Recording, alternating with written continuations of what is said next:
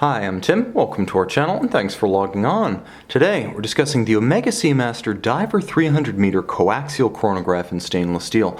You can see this coaxial diving chronograph and purchase it on our website. Subscribe to our YouTube channel if you enjoy these videos.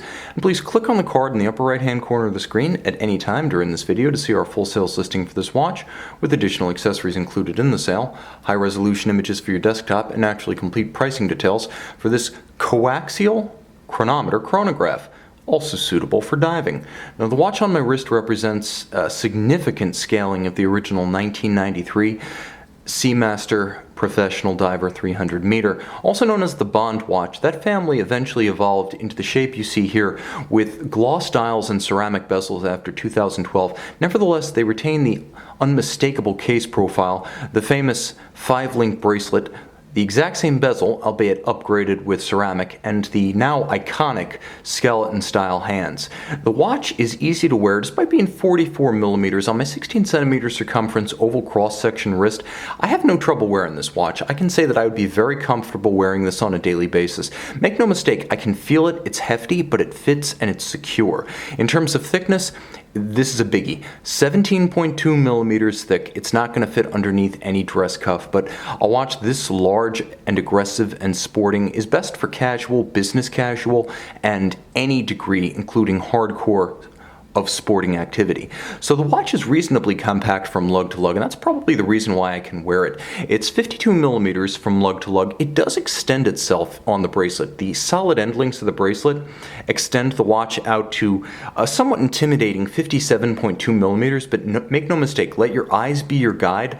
On my 16cm circumference wrist, this watch is wearing securely, and I don't feel like it's hanging out over the edge of my wrist. I would say down to 15cm circumference, you could probably wear this watch easily on this bracelet because it is a very comfortable bracelet. Now, upgrades have come since the Bond era, and by Bond I mean Pierce Brosnan. You can see that the watch features the same 5-link design, but it's been upgraded. First of all, the edges of the bracelet are more squared off than rounded. This has given it a more modern aesthetic, and you'll also note that over the years it's exchanged its sizing pins and sleeves for screws. We can get a little bit closer now that the watch isn't on my wrist anymore, and you can see that screws are now used for sizing the removable links. The clasp itself has been upgraded. It's more solid, and it now features a oval or olive profile polished pusher.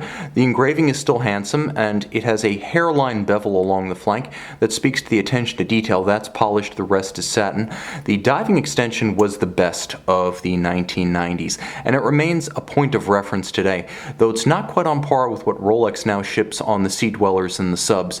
The bottom line is it remains a very sturdy piece, crisply fit with tight tolerances that inspires confidence when it is deployed, and it's excellent for use over wetsuits, dry suits, or as I used it in college on my old Bond, over a winter coat or a thick sweater as I went to school in New Hampshire. Now you can see a combination of satin finish and polish about the bracelet. It has more of a delicacy and refinement to its design, as back in the 90s the watch was seen as a all occasions formal and informal companion. So rather than the burly 3-link oyster or the 3-link design seen on the Seamaster Planet Oceans, you have something that could be considered a little bit more appropriate in formal attire, even though the watch itself is physically massive.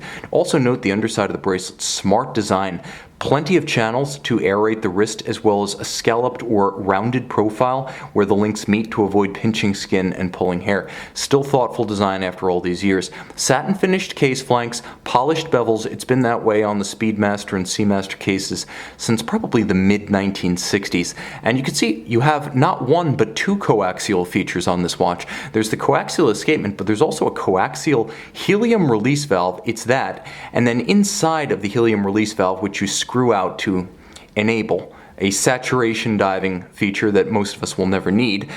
Within it, there is a pusher adjuster for the date, and that is a feature almost all of us will need at some point. So you have the conversation piece and the push piece all in one. Saturation divers, those of you diving with exotic mixtures, you know who you are, you know if you'll need the helium escape. For everyone else, it's a conversation point, a luxury feature you may not need but like to have, and above all, James Bond used it as a grenade in his Q branch issued Seamaster 300, so it'll always have its movie moment to boast. Now, the bezel is better better than it was in the early years. I remember the original Bonds, mine certainly, had very tight bezels that didn't sound altogether attractive when you rotated them and were difficult on which to gain purchase. So those surfaces, which were difficult on which to gain purchase, haven't changed much, but the rotational resistance has been better balanced by Omega's engineers, as you can now turn it when your hands are a little bit wet, sweaty, or gloved, despite the shallow profile of the knurling. Now it also sounds and feels better.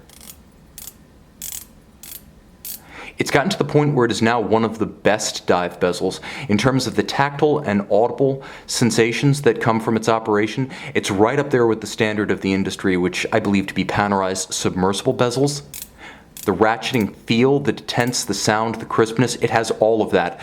What it has that most Panerai do not have is a ceramic insert. Now you can see it's a ceramic insert that matches the gloss blue of the dial. The advantage of ceramic is that for practical purposes, it's as scratch resistant as sapphire. So unlike the old Seamaster 300s with their anodized inserts that would get beaten up, this one's likely to retain its factory good looks long term. Now it also has the luminescent pearl in the triangular index, and that allows you to time something using the minute hand of the watch, which can be useful on a couple of levels. First, it's easier to read the minute hand against a 60-second scale, and second, the watch has a chronograph with a 30-minute register. So let's say you need to time something that's 40 minutes. Well, your only real option, short of keeping a real close eye on the hour register of your watch, is to just line up the minute hand with the index and use that as a radial chronograph.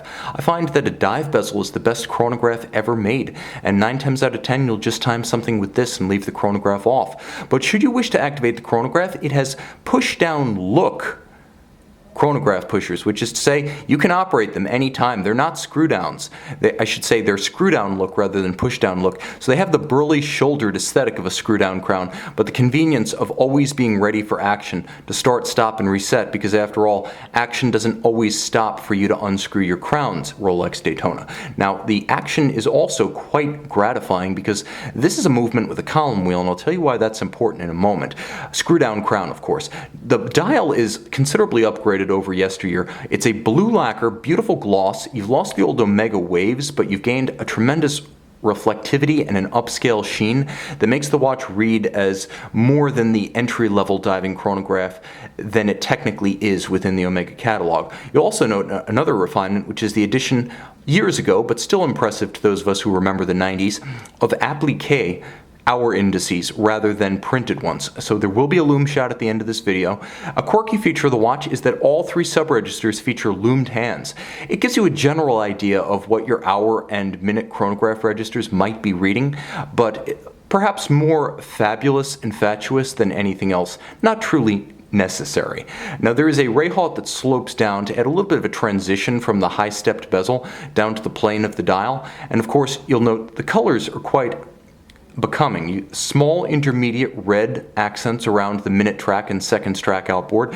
Plenty of shocks of red for chronograph hands, hours, minutes, and seconds to set them apart from constant seconds. Polished chapter rings around each of the sub-registers in that shock of red Seamaster at 12 o'clock. Altogether an impressive watch and a highly legible one in any light. Now, turning the watch over, no display case back because it's not necessarily a handsome movement, but it is a sophisticated one. Now, I mentioned that there's that coaxial date adjustment in the Helium escape valve, and that's necessary because this is a coaxial converted Valjoux 7753, the 7750, that's had its dial shifted 90 degrees to give you that balanced tri-register layout. In the process of making the change, you lose the quickset function of the date. You still have hacking seconds, but the quickset is displaced by this pusher adjuster that's used for jumping the date window, which is just obscured by the minute hand at 6 o'clock.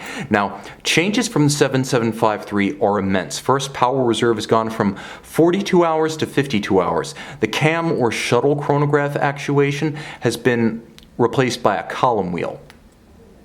That's the crisp sensation, the sharpness to the actuation that I was talking about earlier. The column wheel is a big upgrade. Also upgraded is the hairspring, no longer a flat ferrous hairspring. It is now a silicon SI14 unit made for Omega, and of course it is a anti-magnetic weapon to add to your watch's resistances. It has 300-meter water resistance, it has anti-magnetism thanks to the silicone hairspring, and it has shock resistance thanks to another upgrade, which is the free-sprung balance. Unlike the mobile index of a conventional 7750, this one features a free-sprung architecture. Finally, it keeps one of the features that the 7750 got right, the efficient unidirectional winding system, and as a result, it can rapidly energize that 52-hour power reserve. The Coaxial Escapement, the final selling point, designed by George Daniels and peddled for years to mainstream watchmakers. Only Omega in the 90s was bold enough to try to take that independent watchmaking tech and port it over to a mainstream watch. And what you see here is the result. It's actually the result of a long line of coaxial refinements that have finally realized the original aims of George Daniels. Reduced power requirements, better short-term timing precision, better long-term timing stability, and reduced maintenance due to reduced friction. This watch is the total package and a COSC certified Swiss chronometer. All of that plus the underlying toughness of the 7750 movement. You can see and you can purchase this Omega Seamaster Diver 300-meter coaxial chronograph in stainless steel on our website. Beautiful in blue, night or day. It's the Omega Seamaster Diver 300-meter coaxial chronograph. Now, it's got a blue dial and a blue bezel, but it also has blue superluminova at night, and you can see a thoughtful refinement for those of us who are going to use our dive bezels. The luminescent pearl of the dive bezel and the minute hand against which it will be judged are both a differential green luminova versus the blue of the rest. As you can see, it's also instantly recognizable as a Seamaster 300. And remember, there are quirks to this dial, fully luminescent sub-register hands. Well, you can see all three of those as well. See that and more by the light of day on our website.